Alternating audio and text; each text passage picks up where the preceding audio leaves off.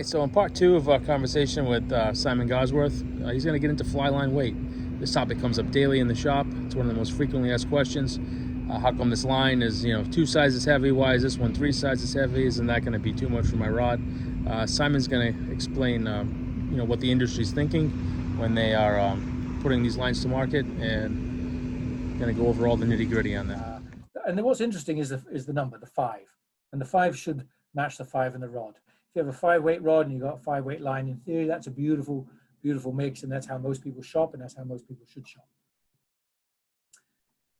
What is interesting, though, is when you analyze what a fly line's weight is all about. And when I do my talks, I take these a little grain scale. This is from Sportsman's Warehouse, right? This is a shotgun cartridge shell loading grain scale. It's like $35, and I turn it on. And you're not going to see it here because I can't hold it steady enough to get the thing. I'll zero the tear of it. And then I'll say to people, fly line. Well, the difference, when you look at the AFTM standard, right? The AFTM standard is what the industry has created as a standard. So this industry standard stipulates that a 4-weight line should weigh 120 grains over 30 feet. So if you take your 4-weight line and you pull off 30 feet of it, and you coil it around your fingers like this, and then you put that on a grain scale, 30 feet should weigh 120 grains.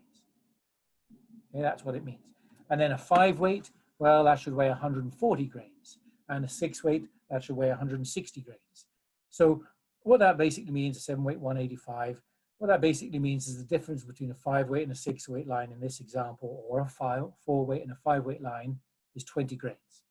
Right? That's what the industry standard says. And so then when I do my talks, I say, well, what the heck is 20 grains? Let's put it to correlate it to something. And again, you're not going to see it here because but that business card, just a regular card, weighs 20, well, it doesn't weigh it on my scale because I can't hold it still, but it weighs 20.4 grains.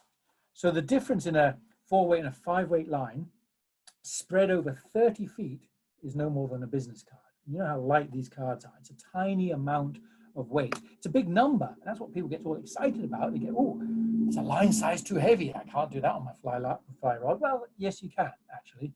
You can go a line size heavy. You can go 2 line sizes heavy. You can go 3 line sizes heavy and 5 line sizes light. You'll see why in a second. And in design, right, we actually do that. We have a fly line that is almost 3 line sizes overweight. So what that means is we have a 5-weight line, and, well, the box says it's a 5-weight, but we put an 8-weight line in it at 30 feet. It weighs what an 8-weight should weigh at 30 feet. So there's some lines we physically make 3 sizes too heavy, 2 sizes too heavy, 1 size heavy, dead right.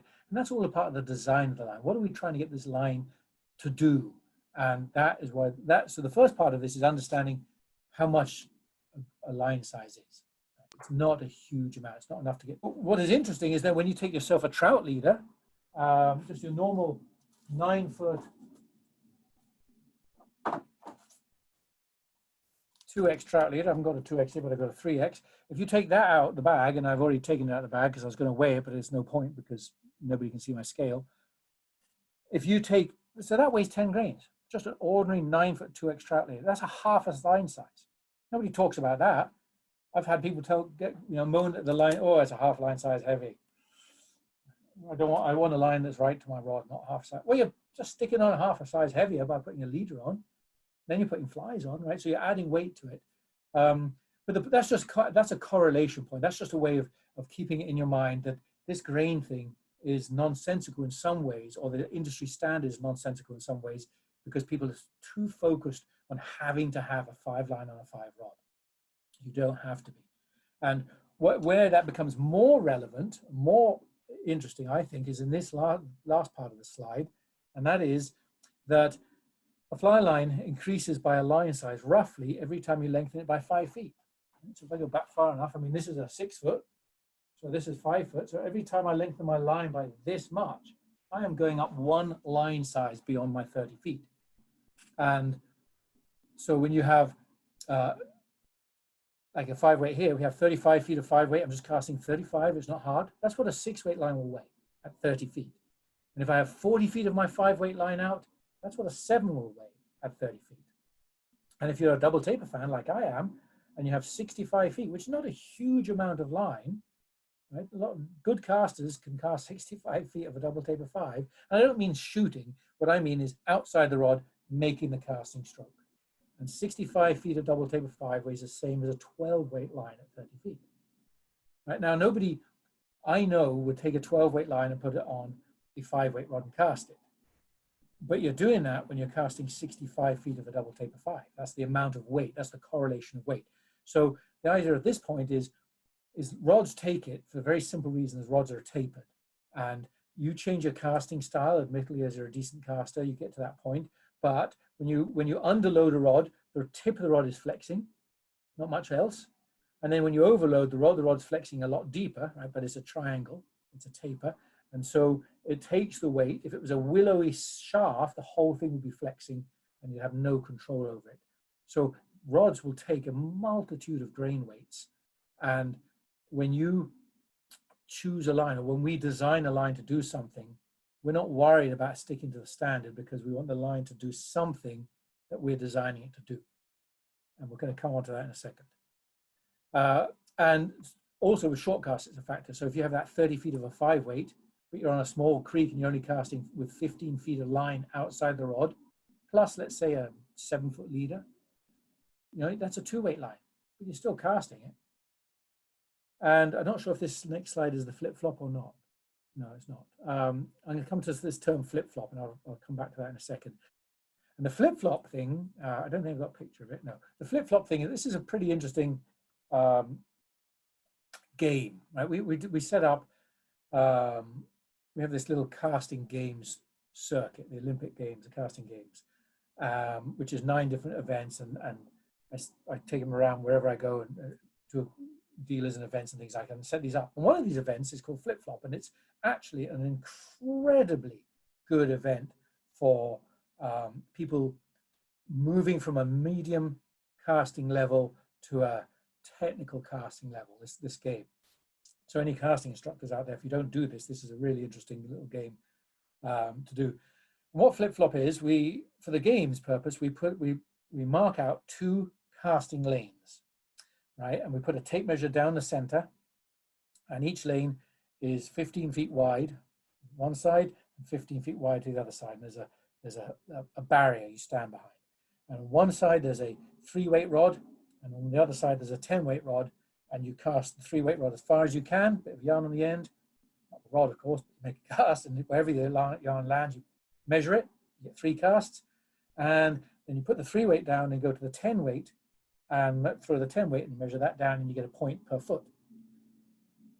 What I'm not telling you is on the 3-weight rod is the 10-weight saltwater line, and on the 10-weight rod is the 3-weight creek line. So we take the 10-weight rod and we massively, massively underline it, and take a 3-weight rod, and it's not any 3-weight rod, it's a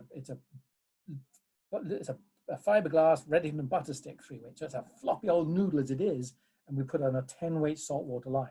So we just change them out. That's what the flip-flop is. And we get people to cast them. And this is a kind of, first of all, you'll see people's casting techniques change, right? They'll have the flip-flop, the thing will be so overloaded that you'll suddenly see people starting, they'll slow down and open up their casting stroke and slow it down just not to get the rod to crush or break, in their opinion. And then when they pick the flip, the light line on the stiff rod, I can't feel anything here, and the strokes really start to tighten up, and people really make the tip work, make it move. So your casting style changes as you flip and flop these lines around. And this is why nobody should ever be concerned about buying a line that's 3 sizes too heavy for the rod, because first of all, it's not a problem, and secondly, you'll adapt your casting style very, very quickly to make that change. What's interesting in the flip-flop event is when you do this as an Olympic event, a casting games, the beginner caster, the novice caster, the improver caster will always throw the flop, which is the overloaded rod, further than they throw the flip. right? Because they can't get that 10 weight rod to get any bend in it. And so then the casting skill isn't good enough to throw it any distance. And so they'll get 15 or 20 feet, and they'll get 40, 50 or 60 feet on the flop. But when you get a good caster, a technically good caster, it's the opposite. A technically good caster can get that over stiff rod with a very, very light line, tremendous tip speed, and create tiny loop because there's no deflection of the rod, and they will outthrow the flop more than the flip. So just an interesting thing. And I put that up there because none of the lines we make are equivalent to a 10 line on a 3 rod. You know, nothing we make is that diverse, but it's just a reference point to stop people worrying about a half a line size heavier, which they tend to do.